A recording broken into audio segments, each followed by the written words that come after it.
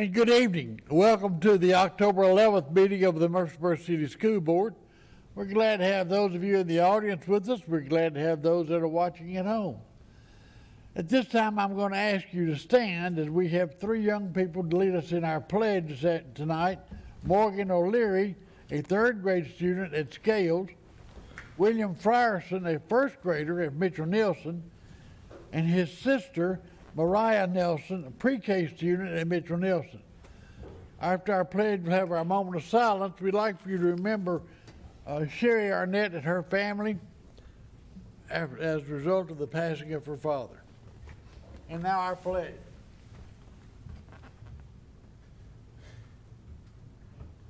I pledge allegiance to the flag of the United States of America and to the republic for which it stands, one nation, under God, indivisible, with liberty and justice for all.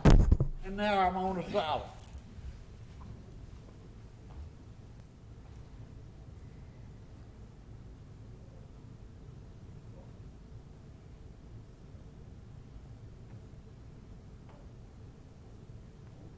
Thank you.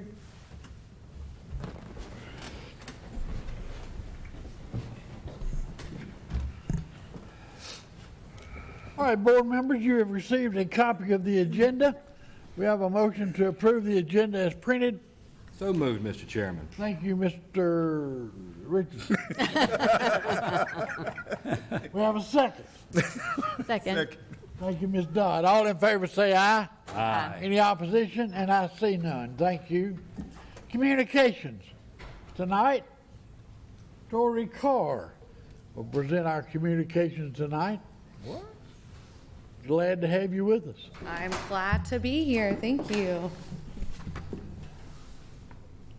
Good evening. Good Good evening. evening. Mitchell Nelson Primary would like to thank the Mitchell Nelson Alumni Group for their generous donation of snacks to our leaders, especially Mr. Rodney Boyd. Also, thank you to Jeremiah's Italian Ice and to Bethel United Methodist Senior Adult Class for collecting and donating school supplies for our teacher's closet. Hobgood Elementary, on behalf of Murfreesboro City Schools, is serving as the host site for the Knowledge Matters National Campaign Tour. 3 districts in Tennessee were selected to showcase transformations in reading instruction, and we are delighted to be one of the districts chosen as a result of the summer's early reading training and secondary literacy training. The MCS and RCS School Partnership Fair will be held on October 22nd from 9 to 11 at Siegel High. This fair is designed to enhance community partnerships within our schools and faith-based organizations, as well as nonprofits and businesses. October is Farm to School Month, and we want to take this opportunity to highlight our farmer educators and the work they do in our schools. From school gardens to working with teachers on science and environment stewardship, our farmer educators are growing healthy food and are equipping our students with the tools and resources they need to help build healthier communities. And as part of our Farm to School Month, we will once again be participating with the National Crunch Day on October 20th. All students and staff will receive a locally grown apple to enjoy. The MCS basketball season begins tonight with games across the district. The full schedule can be found on the MCS website. The run-up schedule will include JV girls and boys, followed by varsity girls and varsity boys. Games will begin around 5 p.m. Borough International is scheduled for October 22nd at MTSU. MCS is proud to be a part of this year's festival. And lastly, the MCS Education Day, hosted by the MTSU women's basketball team, is set for December 1st. And this year, our 4th and 6th graders will be a part of this experience. And that's your communications. Thank you, ma'am, very much. Well done. Spotlight on Education. Dr. Duke? Yes, sir. Good evening, Board. And Ms. Carr mentioned it briefly about the Knowledge Matters campaign, which we're really excited about. And Ms. Darty is going to tell us a little bit more about that. But as the Board is aware, one of our priorities in MCS is continue to raise our literacy rates, specifically through a focus on our early literacy programs in pre-K through second grade. So for our Spotlight on Education tonight, I've asked Ms. Darty to provide an update on our early literacy work and some highlights of where we've been and where we're going. So Ms. Darty, thank you. So good evening, board members. Good evening. Thank you for allowing me this opportunity to talk to you about the Sounds First and where we are. I know we have some new board members, so I want to kind of give you an idea of, see if I can move forward here. An idea of where we are with our Sounds First approach. And I am unable to move forward. My apologies.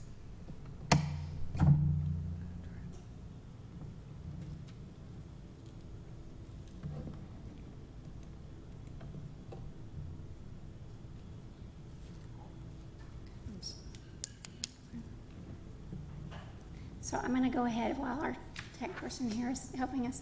One of the things I wanted to talk to you about is in 2021, the summer of 2021, the state had asked districts across the state of Tennessee to begin trainings for teachers' professional development based on the latest research they found about basically the reading brain, the parts of the brain that responds to reading instruction. And so we began training for the state, with the state, teachers in Murfreesboro City Schools. And Dr. Duke, as he came on board, was really, it was really important, and he expressed this importance of ensuring that our teachers had the latest research on early literacy skills. And so what we did, we began this journey of early literacy Sounds First training. As you know, some of you that have been with us previously, we began in the summer of 2020. We trained approximately 100 teachers. There was such a positive response. We then set our goal for Murfreesboro City Schools to train all 100% of our pre-K2 teachers, ensuring that they are knowledgeable of the latest research for Sounds First. And so with that, we then trained another group. And these teachers, again, it speaks volumes about the teachers in Murfreesboro City Schools, that they agreed to do Saturday trainings in the fall. And so we trained another 50 teachers in the fall of 21. And then again, we had another training, 2 weeks of trainings this summer. So at this point in time, we will have we have another training in November. We will have trained 100% of our pre-K2 teachers. Amen. And so the beauty of that is, the beauty of that is that our teachers are using it in the classrooms. We can see that when we go in for learning walks. We can see that as they're talking about the curriculum. And so it's exciting to see that our students will be benefiting from that. So having said that, we've had other teachers. We've had 100% of our academic interventionists have been trained in this as well. Thank you. And so one of the things that we are ensuring is that teachers who are in pre-K2 have been trained, our interventionists have been trained, knowing this is the latest research. So with that, what is Sounds First? So Sounds First is really based on brain scans, the latest brain research and how the brain responds, meaning we have to start with sounds. Kids have to be able to manipulate the sounds and words first, and then we approach phonics. So once kids are able to manipulate sounds, they then make a connection. And that's how the reading brain actually works. So we are ensuring that our teachers are using this Sounds First, and it's exciting to see in the classroom. So with that, the state saw that we had this goal in Murfreesboro City Schools to support this Sounds First approach. And so they recognized this work that's being done and the teachers' responses to the training and how excited they were about the training. And so they selected Murfreesboro City Schools as one of 3 schools in the state to visit a school. So Hopgood, Quinina Bell, who is the administrator at Hopgood, who is doing, I cannot say enough, positive things about the things that she's doing in that school, as well as the schools across our district with the Sounds First approach. She's agreed to allow this national nonprofit organization who comes into schools across the nation, and they spotlight the good work that's going on. They celebrate the things that are going on for the teachers and ultimately for our students in our community. So they will be at Hopgood this week, tomorrow and Thursday. We have legislatures coming in from across the state who will be interested in what we're doing. And we have state officials coming in to look at the work that we're doing as well. And they'll be videotaping. And so if you're interested in looking at the site, it's literacymatters.org, or I'm sorry, knowledgematters.org. And you can see some of the schools and districts that have been spotlighted across the United States. So it's exciting work, and it truly is a privilege to see the work that our teachers are doing with our students and how important this early literacy push is for our students in our community. So any questions anybody had? If it's okay, Mr. Chairman, I'll just add before you take questions from the board. I think it's really important, as we know, part of our 5-year plan is this focus on early literacy and making sure 100% of our K-2 teachers, pre-K-2 teachers, are trained in this latest brain-based research around reading. And of course, as a growing district, as a district that continues to get new teachers, we know this is something that, even though right now we may have 100%, every year it's going to be continuing to train these teachers. And I can't say thank you enough to Ms. Daugherty and Ms. Arnett, who she works with, who have really helped make this a focus, to say this is work that's worth doing, because what we know is if we want to raise our scores in 3rd through 6th grade, it really starts with what's happening in kindergarten through 2nd grade. So it's incredibly important, this work that we're doing, and to be spotlighted for the state to ask this national organization to come to Murfreesboro to see this work really speaks to the work that has been led, not just by Ms. Daugherty, but by Dr. Presnell in 3rd through 6th grade and Ms. Arnett. So I wanted to say thank you to them as well. Thank you. Very good. Wonderful. Any comment, question? I just want to say that I was glad to hear the word phonics. Yes, ma'am. That's the way I was taught, and it seemed to work. And I definitely think that, phonics needs to be taught. So this sounds like a great program. It's very impressive. Thank you. Have you seen the results of in 1st grade as far as reading levels and that kind of thing? We continue to see responses to the Sounds First approach.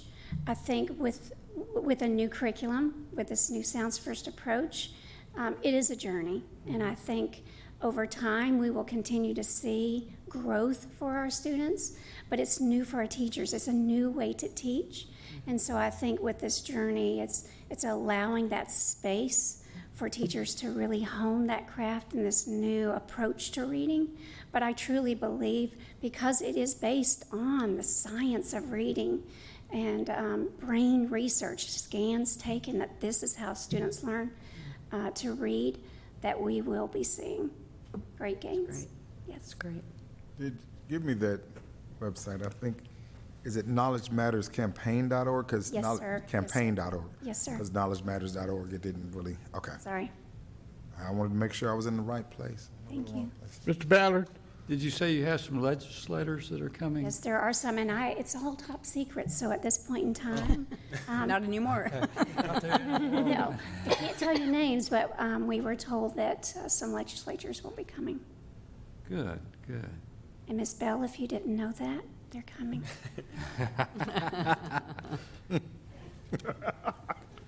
Thank Thank you, ma'am. Thank Good you. luck tomorrow and Thursday. Thank you. I'm sure it'll go very well. Dr. Duke, best of Murfreesboro City Schools. Sir. I am thrilled tonight to present this month's Best of MCS recognition to an amazing individual who was nominated for this honor by multiple people because of her hard work and her focus on ensuring all students have the skills they need to be successful. So I'm going to ask, since it's a Hobgood themed night, Ms. Kristen Trinan to join me at the podium from Hobgood Elementary School. Ms. Trinan is one of our academic interventionists at Hobgood Elementary. In her role, she provides intensive small group interventions to students who show the greatest academic needs in our schools. Her work helps ensure that all students have the skills they need to be successful across grade level instruction and to show academic gains. Kristen has been with MCS for over 13 years, and during that time, she has served at both John Pittard and Hobgood, and prior to coming to MCS, she taught in Florida for 10 years. Ms. Daugherty, who you just heard from, oversees our intervention program, and she's told me this. She said, Kristen goes above and beyond for all of her Tier 2 and Tier 3 students in her building. She organizes benchmark assessments, plans and implements data team meetings for the school, organizes and implements school-wide benchmark testing schedules, all while implementing strong, targeted instruction that meets the needs of her students. It is truly a joy watching her work with students who have the greatest needs. It is obvious she loves what she does, and her students love her as well. Her work was also noticed by Ms. Ariel Mosley, our ESL facilitator, who stated that Ms. Trinan is so collaborative and she truly values everyone's gifts. She loves her students and always does what's best for them. She is always so professional and prepared during RTI meetings and truly considers all aspects about the students before decisions are made. But with all those, perhaps it was Ms. Bell who summed it up best onto why she's getting this recognition. This is what Ms. Bell said. She said, to know Kristen is to absolutely love her. She has a way of making students and teachers feel valued.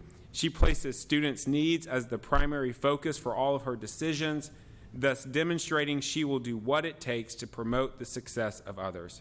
She has a hunger for learning and a hunger for growth. As an academic interventionist, she is known to successfully impact any child sitting at her table to meet their growth and achievement goals. She is equipped to move students, and every student knows she believes in them. There is no task too big or small for Kristen. She consistently empowers other educators to meet her expectations. She is a visionary and has always been unapologetically driven to advance her educator skills. And we are proud to call her an Hobgood Rocket. And I will add, we are proud to call her a member of the MCS team. So congratulations on this recognition, but more importantly, thank you for what you do for kids every day, and thank you for representing the best of MCS.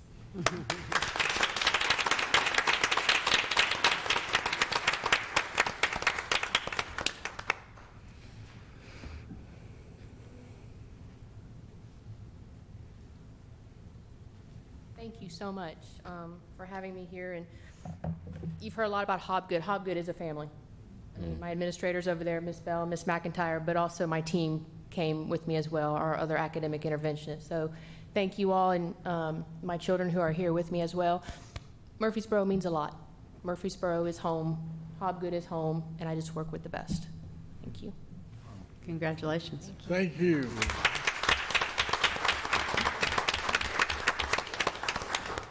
Do we all agree that this is my favorite part of the meeting? Absolutely. The spotlights, yes.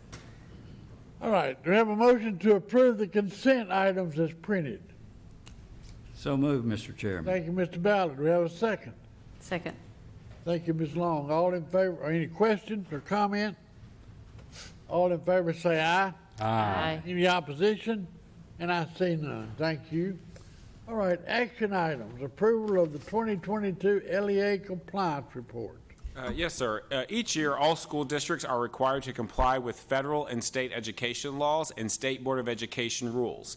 The Board of Education must certify through board approval that the school district is in compliance with all laws and rules, or if they are not, they have a corrective action plan in place. The LEA compliance report for 2022 states that Murfreesboro City Schools is in compliance with all federal and state education laws and State Board of Education rules. Due to this, no corrective action plan is needed at this time, and we are recommending board approval of the attached document so we can submit to the Department of Education. We have a motion to approve the document. So moved, Mr. Chairman. Thank you, Mr. Settle. Do we have a second? Second. Thank you, Ms. Dodd. Any question or comment? I see none. All in favor say aye. Aye. Any opposition? And I see none. Thank you. Textbook Adoption Committee members? This year, we are undergoing the textbook adoption process for our new math curriculum. Board Policy 4.400 clarifies that the responsibility to select textbooks and instructional materials as recommended by the State Textbook Commission rests with the local textbook selection commission, subject to approval by the Board of Education. Tonight, we are presenting the proposed list of members for our Math Textbook Adoption Committee for board approval. The committee will work over the next year to analyze the state-approved materials and make a recommendation to our board next semester for a new curriculum. I will ask, before the board votes on this list, I have asked our math coordinator, Ms. Klisch, to provide the board just a brief overview of the adoption process, as it will be a very major task that our instruction department is undertaking this year. It is, but it's worth it, right? And I want to start by thank you, because, you know, I always appreciate the opportunity to come up and talk a little bit about math. So it's always a privilege. One thing that I want to say is this work, we were well aware, started in the spring. And the whole time what keeps weighing on the committee's mind and with anyone involved is the impact it's going to have on our children. Because whatever we select will impact for the next 6 years, because textbook adoption is every 6 years. So it's a decision we are not taking lightly, and really trying to put a lot of thought into it and to get some advice from others. So we started this last spring with textbook selection. We did have an application process for teachers. They did apply to serve on the committee. Our goal was to have at each school 2 representatives, a K2 and a 3-6. Those that we, of course, there were some gaps, and so we did seek principals' recommendation of who they felt like could be on that committee. I'm extremely proud of our committee. It is teachers that are truly committed to students. We do have other members on our committee. We have, with the advice of others, a content lead. That's Dr. Winters from MTSU. His role is really to keep, is this math content correct? Does it align? Precise vocabulary, and to make sure the committee understands. We also have other members on there to help us with this vision of what this curriculum could look like and to offer expertise. Just saying, we have administrators, I forgot to mention that, administrators, assistant principals. We also have coaches on there and the 2 math coaches. So this committee started last spring. Over the summer, there was a book study on the 8 math teaching practices that they participated in. Again, building our vision of what math should look like in Murfreesboro City Schools. What do we want our kids to have? We also went through an aspects of rigor training, because that's part of it. They've gone through a revised standards training. These trainings will all be re-offered second semester for teachers. So we wanted the committee to have it first, make sure we have that content, and it will be re-offered. The committee, the teachers on this committee, we really are treating as ambassadors. They are the ones, because as you know, we get feedback from all parties. So as the state, now November 3rd, they will give us a list of approved textbooks from the state. That's when the really heavy lifting starts. We want feedback. If I had my dream and my vision, from every teacher in the district, I want feedback. We need feedback from parents. Every parent needs to give that feedback. We need feedback from everyone to make the best decision that we have. We're counting on those teachers to be those ambassadors, to talk to parents, to talk to teachers, to talk to the coach, to talk to their admin team. What are you feeling? What do you like? What do you don't like? That. So we're trying to build that capacity in all of them. One thing that I have leaned heavily into is I met with the ELA because that adoption, was 2 years ago. And I said, what advice do you give me, right? What advice do I need to know? And the message was loud and clear: listen to the experts. Listen to the people that have been through it. Listen to the experts. Take that advice. And so we immediately set off. The first people that we really, really depend on is the Tennessee Department of Education. They have been extremely supportive. They are hosting high-quality implementation material sessions every quarter. And we send a team from MCS to those sessions. So we always have a principal representative, a teacher representative, a coach representative, along with myself. So there's a team that really kind of is those stakeholders. The other thing that TDOE has done, they had, of course, the textbook selection committee over the summer. And I am proud to say their requirements is any textbook that will be on that list in November aligns 100% to the Tennessee state standards, and that's not always been. But they really set that bar high. There were some textbooks that did not make the first cut, but they were allowed to go back, redo, and resubmit, and I know some have been passed since then. So I felt like that was really a strong part that we could take away as a district. The other is they offered a math implementation grant where we could have a partner working with us. So we wrote the grant, MCS did, and we were awarded that grant. So we have instructional partners who has been through this work before, helping us and supporting us. And they really have been instrumental. I feel good. I mean, I bet you every 2 weeks we're talking on the phone. They're helping plan, they're helping with this work. And the last team that I really have to say are my little expert team is there's the Mid-Tennessee Collaborative that we meet once a month, and they are math coordinators across the state of Tennessee. I said Mid-Tennessee, but Kyle would say, Cindy, it's really Tennessee because we started just our group and it's really grown. So they are truly thinking partners throughout this process. And I think my question is always like, what are you guys doing now? Where are you? Because I don't ever want to be behind. I want to actually be the one step ahead, my personality. So I feel really good that we touch base. We talk about things that have happened in their district. We take suggestions and we go back and forth. So saying all that, our goal in Murfreesboro City is to have a textbook, as Dr. Duke said, by the end of March. We plan on narrowing it down rather quickly, giving teachers the opportunity to play with the curriculums. We're even thinking about, like by the end of March, having a textbook in place so that in May, we've allotted that time after testing where teachers could actually, whatever curriculum we've selected, could go in. We have revised standards. We have some new standards at each grade level. They can teach in May the new standards so that the students have those before going to the next grade level. That gets them an opportunity to really dig into the curriculum, get used to it. We will start training in the spring and continue that training throughout the summer. So thank you so much. I think that's it. Do y'all have any questions? I want to make one comment. Yes, sir. Number one, all of these committee members have volunteered for this, and they've already been through some rigorous training. Yes, sir. I've served on these textbook adoption committees, and it is a lot of work and study, and I think it's great that our teachers are the ones that are having the opportunity to select the curriculum, and it's not coming from somebody else telling us what we've got to teach, but our teachers know our students, and they're picking the best curriculum for that group.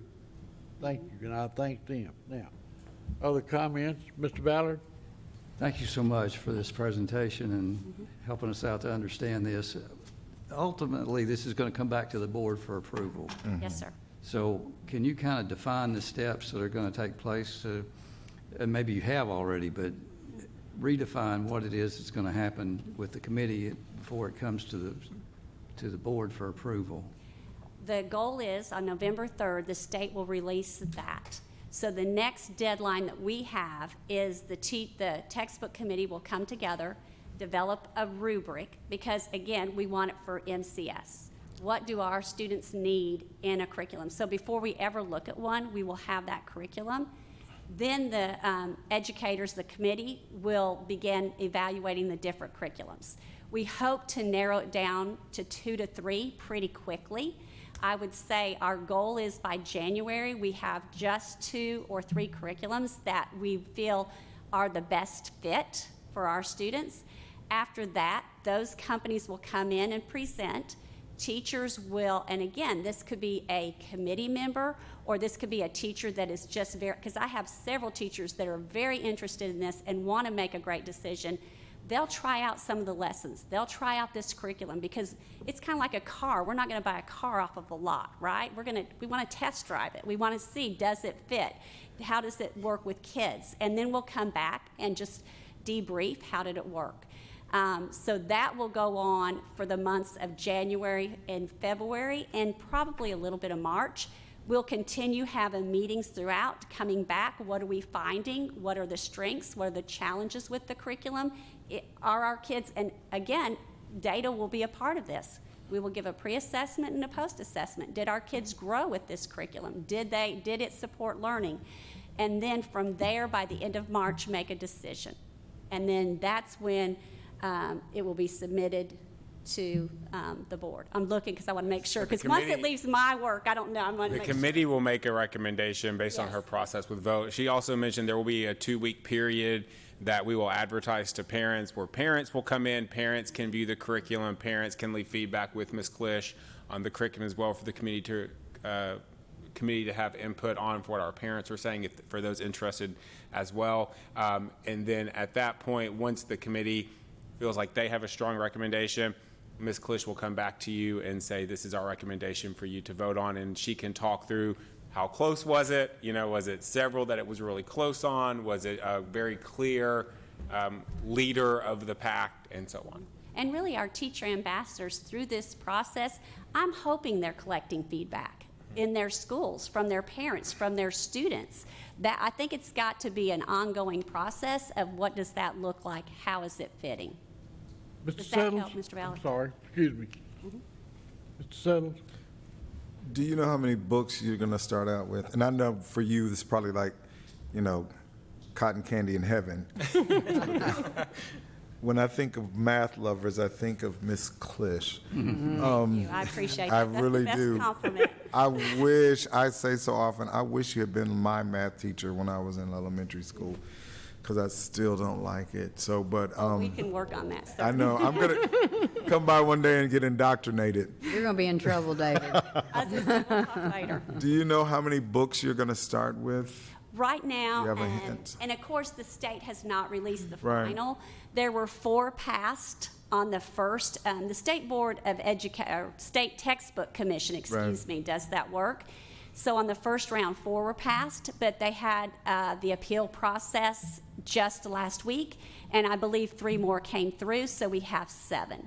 And these are nationwide, they're not maybe just Southeast submissions, These were selected publishers? by Tennessee. They had to align to Tennessee To the standards. standards. So, yes, these would be selected for the state of Tennessee. Okay, and what we're looking for is something specifically for our little niche of Yes, Murphy's. sir. And that's why I feel really good about this committee, because when you look at the diversity on that committee and who is committed, you have to think, the ones, they volunteered, and Mr. Campbell's exactly right. They're not getting paid. Right. They're doing all this extra work. They volunteered, and they each have their own expertise and eye on that curriculum, and we're depending on that feedback to make that best decision. And I do want to echo something that Mr. Chairman Campbell said, which is that it's a very local type control. I love that about it. So thank you for your hard work. I know it's fun for you, so I appreciate it. And I think everybody's having a good time on the committee. I bet they are. I'm not a slave driver or anything. So I'm the doing committee okay. meetings they're closed, right? We can't just like come by and just kind of peek in the Oh, door? no, sir. And actually, when we do have, and the work in the future, I can't speak of, but the work we've done to this point, everyone is welcome. So we've had several teachers that have come for some of the trainings. So it is very open and transparent. So no, we would definitely invite anybody to come, and teachers know that, and I think the people involved in the district. Because I'd love to come to one committee and like come in a non-believer and go out converted. So I may stop by one of those. I'm thinking I'll have something in mind. Okay. Thank you. Any other questions? I do. I have Okay. one. You Sorry. have other questions, Ms. Dodd? Just quick question. Are any of these that you know of consumables, or are they hardbacks? Traditionally, like I'm just going to refer to the ready curriculum that we have now, it is a consumable. So most of them at the elementary level are consumables. Okay. One of the state requirements this year, because of COVID and what had happened, is they have to be curriculum that is available in print, but also online that parents could print. So they have to have both components just in case we ever had to go to virtual learning again. Okay, so we are looking at consumables probably. Yes, ma'am. Yes. Mhm. Okay. Okay, other questions or comments? Or if not, do we have a motion to approve the textbook adoption committee members? I'd like to make that motion. You've got it, Mr. Suttles. Do we have a second? Second, Mr. Thank you, Chairman. Mr. Richardson. Now, any other question or comment? If not, all in favor say aye. Aye. Any opposition? And there is none. Thank you, ma'am. Thank Thank you you. for a wonderful report. Thank you. All right, approval of Board Policy 1.204, Board Member Development Opportunities. Yes, sir. Board Policy 1.204 outlines the development opportunities for the board. During our last meeting on first reading, the board approved an amendment to delete the reference to the National School Board Association, since TSBA is no longer a part of that organization. This new amendment is in response to the request of the board at the last meeting to make sure participation in regional and national conferences was still possible, and we are recommending approval as presented. We have a motion to approve the policy. So moved. Thank you, Ms. Moore. We have a second. Second? Thank you, Mr. Suttles. Any question or comment? I see none. All in favor say aye. Aye. Any opposition? And there is none. Thank you. All right, policy 2.200. This policy outlines the budget process for the school district, and this amendment adds a legal requirement that the district's budget be submitted to the Commissioner of Education within 30 days of the beginning of the school year as required by state board rule, and we are recommending approval as presented. Do I have a motion to approve policy 2.200? So moved. Thank you, Mr. Ballard. Do we have a second? Second. Thank you, Ms. Dodd. Any question or comment? I see none. All in favor say aye. Aye. Any opposition? And there is none. Thank you. All right, policy 3.500, school nutrition. Yes, sir. This amendment to policy 3.500, it was recommended by our food service supervisor, Ms. Shealy, and outlines sanitation requirements for our cafeteria, and also clarifies the offer versus serve process, and also establishes guidelines for student charges, and we are recommending approval as presented. We have a motion to approve the policy 3.500. So moved, Mr. Chairman. Thank you, Mr. Suttles. We have a second. Second. Thank you, Mr. Ballard. Any question or comment? Ms. Moore? I do have a couple questions on this, and these are things that, questions I've received over the past few years just that touch on this policy. So one is, if you could clarify a little bit about offer versus serve and what that means, and especially if it's something that kids have to take and it's prepackaged and then they don't eat it, if that goes to waste. We've had had some concerns about that. And also, if you could clarify, part of this policy is about if kids don't have any money in their account and they're not on free or reduced, but they still get a meal, if you could just clarify that that's the normal meal. Thank you for asking those questions. So to clarify the offer versus serve, and probably the best way to think about it is if you go through the lunch line. So during the lunch line in the cafeteria, and of course, during COVID, we were all eating in the classroom, so it was all being served to them. Right. They were getting a meal in their classroom with all of the required components.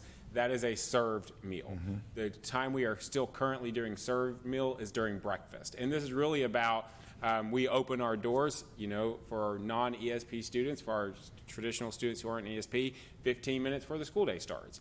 And so, especially some of our bigger schools, our schools where 100% of our students are getting breakfast, instead of having them go through the line and eat breakfast in the cafeteria, our school nutrition staff prepares those breakfasts ahead of time, delivers them to the classroom, and then as the teacher is doing her morning routines, those students have breakfast in the classroom. That is served, and that has the 3 required components that we have to make it a reimbursable, federally approved meal through the school lunch program. So that's served. During offered, that's in the lunch line now in the cafeteria. So a student would go through the lunch line, they have multiple choices, and then they actually can choose what they have. And then our school nutrition team makes sure they have the number of required components they actually want. So they may, and Ms. Shealy couldn't be here tonight, but if there are 2 vegetables on the menu, they have to choose one of them. And so they get to choose broccoli or carrots today. What is it? Or is it the fruit juice, or is it the apple that they want? So that's the difference between offer versus choose. Again, now that we're back eating in the classrooms, eating in the cafeterias, all of our school lunches they have that choose at lunchtime and served during breakfast time. As far as unused food, that would go, because we prepackage those and send those, once we give that to the student, there are, of course, guidelines we have to go by. I always tell people, think about your ketchup packet at Chick-fil-A. If you take too many, you can't take it back and give it back to them and tell them you don't want it. They say it's yours now. So once we give those to students, that is the property of the students, and that's what the students has to do with their health violations about taking them back up. Now, our teachers are really great. They may encourage them, hey, let's keep that till snack time. Maybe you want to take it to lunch with you, and so on. But we can't take that food up and then redistribute it to another student. I hope that answers the question. It does, because there's Okay. a question just about waste. If Yeah, all absolutely. these milks that have not been touched, they have to go in the trash. Sure, and again, it is something that we work, so we really try and encourage our teachers and our staff, hey, is there another time they can eat it if they don't want it right then? Of course, with milk, do they have access to refrigerate it in the classroom and things like that? But our teachers may say, if it's some kind of breakfast pastry, if you don't want it right now, let's pull it back out during snack time and have it then. To the second question regarding student charges, there is no limit to student charges. Students may charge as much as they need to. Of course, we're working with that family. If it is a lot of charges, to make sure we don't need to look at a free and reduced lunch application for them in our schools that are not 100% free lunch. But the policy specifies that no student is given an alternative meal. Right. So if a student has to charge, they still get the same meal as everyone else. So we don't withhold food or give alternate lunches to students who may need to charge. That student's going to get the same meal as any paid student, and then we work with the parent to help get that paid. Thank you. Other question, Mr. Settles? There's a typo on line 31, second sentence. It says at student must take a minimum of 3 components. I think that's just supposed to be a student must take a minimum of 3 components. You helped answer part of what my question was about the charge part. When a student has to charge, what's the procedure? Do they get in the line and say, I don't have any money, I need to charge? Or do they tell their teacher? How does that work? So Because I'm looking at the kind of, he had to charge lunch aspect. Yeah. So there's no notice that most of our students aren't going to know they're charging. Okay. Because as they go through the line, the school nutrition cashier is just, they're keying in their number. And if there's money in that account, it takes it out. If it's not, it just flags it. And then our school nutrition staff works with the principals to get the letters to parents. Got you. Thank you for that clarification. And I noted it said that we're going to make every attempt to collect, and any losses arising from uncollected accounts, et cetera, are unallowable. Is that just legal language, or are you saying we're not allowed to lose because? Well, we can't, yes. Don't show it as a loss? Exactly. We have to pay it because it's a federal program, and so we work really hard with parents to collect those payments if they have to charge. As a reminder, it only applies to 5 of our schools. The other schools, 100% are free lunch. So there's a couple things we've done. What that really means is at the end of the year, any charges that are not able to be collected, the school has to pay that. And so this year we've actually done something different. we know that it can historically be a burden on some of our schools if they have quite a bit of unpaid school lunch debt that they cannot collect. So Ms. Williams and I sat down this year, and we actually went pre-COVID, and we looked at our 5 schools that were not free schools, and we looked at the end of the year, the average money that they had in unpaid charges. And we took that and we looked at that with the number of students in that school and basically came up with an average. And we took that average and we applied that across all of those 5 schools. And what we've told the principals is, on average, pre-COVID, this is what your charge unpaid collection was. We're going to, in the budget, and this was part of the budget process many moons ago when we did that back in May, we set that aside. And so I'll use, for instance, Overall Creek as a non-free school.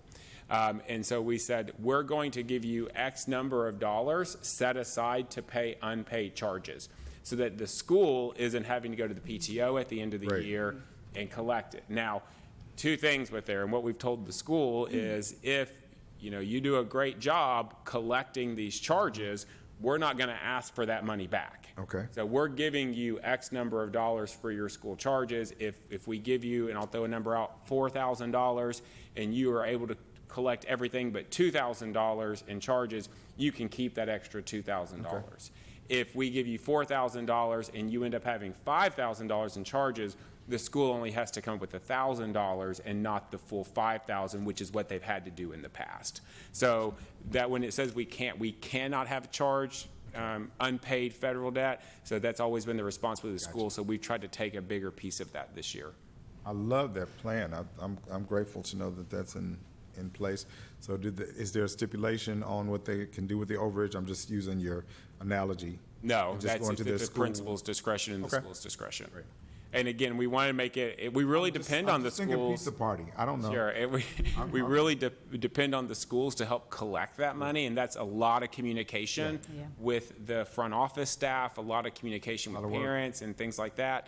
And so, again, our goal was we want to understand that we don't want to put our schools in a bind, but at the same time build an incentive in for that office staff to know, hey, it's going to help us if we collect this money. That's good. I love that. All right, any other questions? Or not, all in favor of approving policy 3.500, say aye. Aye. Aye. Any opposition? And there is none. Thank you. All right, policy 5201. Yes, sir. This policy governs separation practices for non-tenured teacher. This amendment deletes language that allows for a hand delivery of notices of non-renewals and aligns with language of the state law. And I do want to clarify, because I've talked to several of you about this, the law now specifically states the letter has to be mailed via certified mail or via work email, so that's where our policy aligns. I do still very much envision that if we have to have a non-renewal meeting, that will be done in person. We will have that, of course, as what's best practice in treating our employees with the respect they deserve. But this language does say that we do have to provide that in that format. We have a motion to approve policy 5.201, separation practices. So moved, Mr. Chairman. Thank you, Mr. Richardson. Have a second? Second. Thank you, Ms. Moore. Any question or comment? I see none. All in favor say aye. Aye. Aye. Any opposition? And there is none. Thank you. 6.313, Code of Behavior and Discipline. Policy 6.313 outlines our code of behavior and discipline for the district. This amendment specifies that conflict resolution or peer mediation that was previously listed as a possible disciplinary option for bullying should not be used with bullying. This is in best practice and recommended by our district behavior coordinator because of the unbalance of power that's often found in bullying incidents. So we are recommending the deletion of that language regarding bullying, and we are happy to answer any questions, and we're recommending approval as presented. Okay, we have a motion to approve policy 6.313, Code of Behavior and Discipline. So moved. Thank you, Ms. Moore. We have a second. Second. Thank you, Ms. Dodd. Any question or comment? I see none. All in favor of the motion say aye. Aye. Aye. Any opposition? And there is none. Thank you. Let's School nutrition, Yes, sir. This budget amendment budgets a one-time pandemic electronics benefit transfer administrative cost grant in the FY22 School Nutrition Fund in the amount of $3,135. This grant reimburses the School Nutrition Fund for administrative costs incurred in FY22 for the support and delivery of the PEBT cards to schools. The PEBT program gave money to eligible families with a student who had missed a meal at school due to closures or remote learning. And we are recommending approval. This goes into the FY22 budget for costs incurred last year. all right, we have a motion to approve the amendment. So moved. Thank you, Mr. Ballard. Have a second. Second. Thank you, Ms. Long. Any question or comment? I see none. All in favor say aye. Aye. Any opposition? And I see none. Thank you. Project Diabetes Grant Approval. Yes, and this is one we're very excited about. But Murfreesboro City Schools Coordinated School Health Program, under the direction of Ms. Darla Sampson, worked with Ms. Lisa Trail, and they applied for and have been awarded additional funding from the Tennessee Department of Health Project's Diabetes Initiative for a 3-year period in the amount of $363,200. The grant will be used to resurface existing tennis and play surfaces at up to 5 schools to create multi-purpose recreational courts. In addition to resurfacing the courts for multiple sports teams such as tennis, basketball, and what I'm very excited about, pickleball. I was going to say pickleball. That's right. Funds will also be used to pay staff stipends to lead sports clinics for the school and community. The 5 schools included in the 3-year period are the 5 schools that currently have these tennis or multi-surface courts, which is Case and Lane, Discovery, Irma Siegel, Mitchell Nielsen, and Reeves Rogers. It is over a 3-year period, and Ms. Sampson has chosen the schools each year based on the amount of money they will receive that year, because it can't go over that amount. And we are recommending approval of these grant funds. All right, we have a motion to approve the grant. So moved, Mr. Chairman. Thank you, Mr. Suttles. We have a second. Second. Thank you, Ms. Dodd. Any question or comment? Mr. Ballard? I had I guess it's just an understanding struggle with myself going with diabetes to building tennis courts. I wanted that to with. So, It's exercise, That's right. keeping them I active. wasn't the only one thing. So is that physical health will prevent diabetes? Is that Well, I don't want to speak on the correlation between the two, but that's my assumption. And it was an award specifically by the Department of Health's Project Diabetes Initiative to increase physical activity. And so this is how we chose to write the grant, because we felt like this is a need we had in our district and a great way to get more of our kids in our community outside. of course, we'll have some way to measure whether we're getting that effect off of the tennis courts or not. Yes, there are measurement criteria with the grant. I can find those and send those to you. I don't have those I'm specifically. being a little facetious. I'm going to say it's. got it. I've been giving Miss Long a hard time because she's a tennis player. Keep trying to get her to play pickleball. So I'm hoping that this gets Miss Long to the pickleball court. No way. No way. I do want to say that childhood obesity is a real problem, a huge problem in our country overall. And I think anything we can do for MCS, I mean, it just is another star in our cap to increase that physical activity. And you made the statement, not just for the school, but for the community that surrounds it. So I think this is great. I think this is a great use of funds from the federal government. Here, send more. That's all. Thank you for your endorsement. I'll see you on the court. Ms. Long? Will the public have access to any of this, or is this just school property only? So can you talk a little bit about, Ms. Taylor, because our playgrounds are in the schools, they are often used during non-school times. So for instance, I live next to Salem, and it's not uncommon to walk through Salem and see children playing at the playground and so on during the weekend. Yes, assuming that they leave the nets up, the public is able to use the school property is when school's not in session. Yeah, I used to live by Hobgood, and we used the track all the time, and yeah, it's great. I see It's a good people over- community resource. Black Fox all the time on Yeah. the playground and walking and everything Could I else. ask a question? Oh. Normally a tennis court, those are old tennis courts that were at the elementary schools. And are there going to be 4 pickleball courts? Or what? Ms. Sampson is working to design each one based on what's kind of best for that area and the type of court it is. So her goal is to make it a multi-use court so that it can be Okay, multiple sports can be used out in that capacity. okay. So Are we going to have equipment for that? So that is all part of the grant, yes. All right, we have a motion, we have a second. All in favor of approving the grant, say aye. Aye. Any opposition? And there is none. Thank you. Okay, ESP fund budget.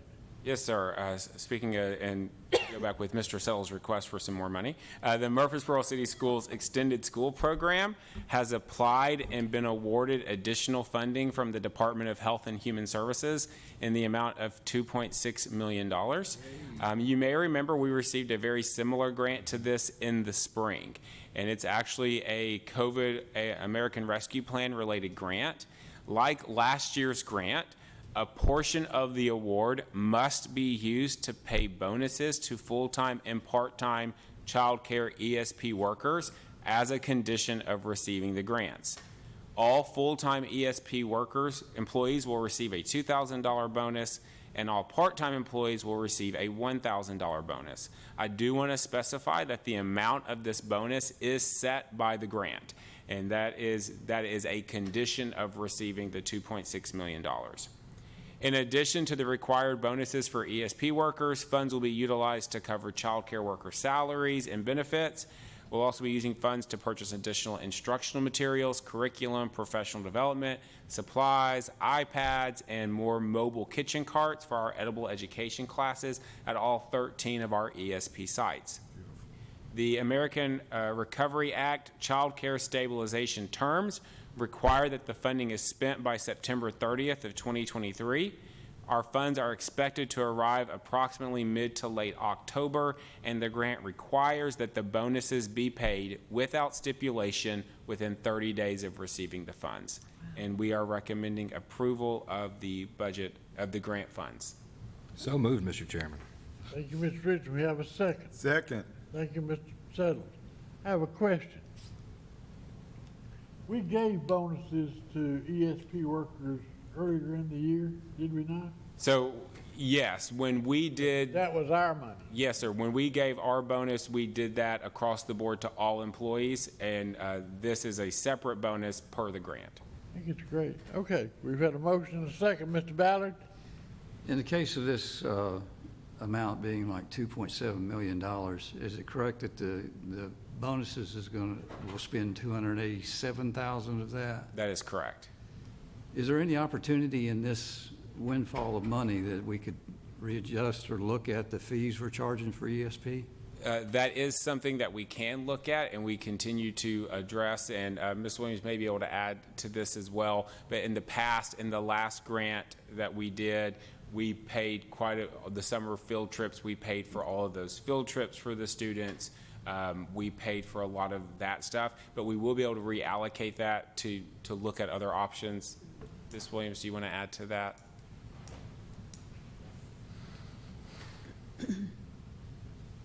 Hi, good evening. Good evening. In addition to covering some of the costs that a parent or student might incur, such as the field trips and Kona Ice and some other fun things over the summer, the grant will be used to provide credits to the parents. So they're given I'm just going to say a $10 credit per month. So there is a reduction of revenue, a reduction of the fee that's charged to the parents, and they're offering credits. Good. Good. Okay. Thank you. Ms. Dodd? I just wanted to reiterate what you said, just to make sure that everybody is clear that the $2,000 was set. That's why that number was chosen, because I do realize that that's twice as much as the teachers got from the city, which was a concern of mine, but in order to get the 2.6 million, you have to do the 2,000. Of course, I think they need a bonus, but I was concerned about it being twice as much as what we gave the teachers, but, you know, we're going to get a lot more money. So, and I just think, I do think it's great that we're given this money to give them a bonus. And- So I just want to make sure everybody understood that. And I appreciate you bringing that up, and I will say this is a way for us, because we're being able to cover some of these costs. It is going to obviously free up some previously budgeted ESP money, and if you remember in the last amendment we did as a board, we talked about using some of that to help offset some playground equipment repairs at some of our schools, which would then benefit all students as well. Are we doing that with the with some of the 2.6? No, that would not be eligible for the 2.6, but it does free up some other money that we would then be able to help pay for some of that. Okay. All right, we have a motion and a second. We've had discussion. All in favor of the budget item, say aye. Aye. Any opposition? And there is none. Thank you. Okay, approval of the GPS budget amendment? Yes, sir. This amendment transfers $40,000 of previously approved funds in the operation of plant other contracted services line to the motor vehicles line item. Now, I want to take a second and talk through this, because last year you had $40,000 in the budget for a motor vehicle, and this is not an additional one. Last year, because of the supply chain issues, we were not able to actually purchase that vehicle. We had placed an order with a vendor that was on the state contract list. When the budget year ended last year, they had not been able to fulfill that order. That purchase order stayed open under last year's budget for that van. We were alerted about a month ago that the vendor is telling us they can't fulfill the order. Oh, wow. So they have closed that out, which means we're having to do this new budget amendment because we're still in need of a van. So previously it was in last year's budget, so that's why it was not included in this year's budget, but we're gonna have to make this amendment since they've closed that order out. Okay, thank you. I move for approval, Mr. Chairman. Thank you, Mr. Suttles. We have a second. Second. Thank you, Ms. Moore. All in favor, say aye. Aye. Any opposition? And there is none. Thank you. All right, a resolution to transfer funds from general purpose to federal project. Yes, sir. We're requesting that the board approve the attached resolution, which would allow us to transfer $500,000 from the general purpose schools unassigned fund balance to the federal projects fund to efficiently manage federal cash. Federal grants, including the very large amount of COVID-19 awards, operate on a reimbursement basis, with funds being requested from the state of Tennessee after they have been paid by the district, not prior to or not when they've been encumbered. Our federal fund historically does operate on a low cash balance, especially during the summer months, until carryover allocations are approved by the State Department. So since the 2009 American Rescue and Recovery Act, funds were awarded to the district. The Department of Education has encouraged districts to transfer GP funds to help manage that federal cash. Accounting and auditing standards consider having deficit funds a significant deficiency in internal controls, and approving this resolution will safeguard against the issue and provide transparency in the financial reporting. The transferred funds remain in federal project funds as a reserve and can be repaid to the general purpose fund at any time. And you know, at the end of the day, this resolution is truly just about transparency and saying, because we have received more federal funds in the last few years than we have historically done, and because sometimes we're having to pay out quite a bit before we get the reimbursements back, this allows us to take that and be very clear that this is the amount we're setting aside to help cover any cash flow issues until we can get that reimbursement back, and then it's just immediately repaid. And we are recommending approval of this resolution. Do we have a motion to approve the transfer? So moved, Mr. Thank you, Chairman. Mr. Ballard. We have a second. Second. Thank you, Ms. Long. Now, any question or comment? I see none. All in favor say aye. Aye. Any opposition? And I see none.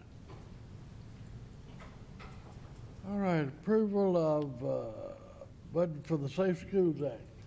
Yes, sir. The board originally approved our Safe Schools grant revenue in May when they approved the budget as part of the GP budget.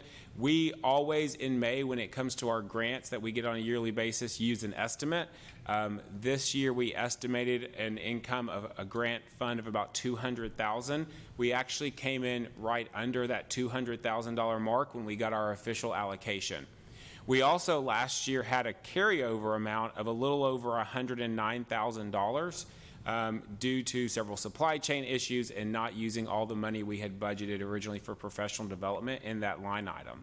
So this amendment adjusts the projected amount and the carryover amount to budget the now actual amounts in our FY23 budget. This money is used as part of our Safe Schools program to buy and make sure our schools have the safety they need to operate their school system. I do also want to point out this is the last year we will get this money. When TISA comes into effect, the Safe Schools grant goes away and it will transition all to the TISA funding.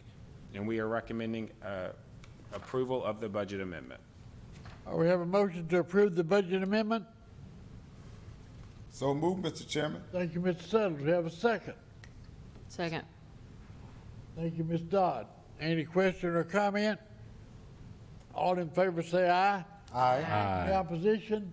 And there is none. Thank you. All right, reports and information. Yes, sir. The only updates, the only report tonight, other than what you've heard, is the director's updates. And I just wanted to make the board aware of a few things. First, October is National Principals Month, and so I know we have a few. I think we're down to one left. She gets Last one everything. standing. So we are celebrating our principals this month. We actually gave them the whole week off last week to start off right. Right. We wanted to bring that up, and we have several things planned for our principals this month. I'm really excited to talk about our City Schools Foundation. As you know, the City Schools Foundation is such an integral part of what we do. Over the last few months, they've been collecting teacher grants that they do every year, again, which is such a great thing because these are grants where teachers really get to think outside the box and say, here's something unusual I'd like to do or something innovative I'd like to do in my classroom, and not have to compete with other districts and only look at it in the terms of Murfreesboro City School teachers. Beautiful. Today, the city schools met, they looked at that, they voted, and they voted to fund $62,000 in grants for our teacher grant program this year, which I believe is the highest amount they've given in 1 year to date.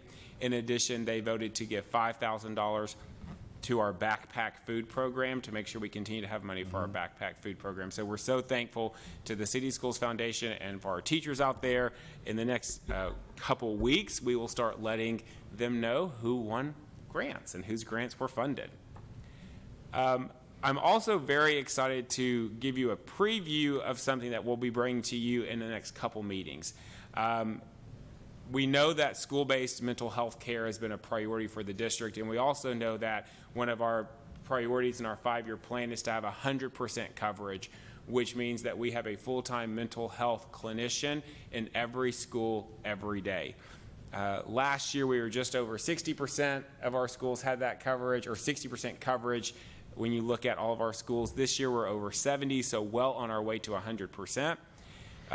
Ms. Kim Franks, who of course works with us in our behavior and programs, had worked to apply for a grant to give us some additional funds to help with that. I will tell you, originally we were turned down for that grant and we did not get it, but Ms. Frank, being very determined to find out what else we could have done to get that money, reached back out to the organization giving the grant.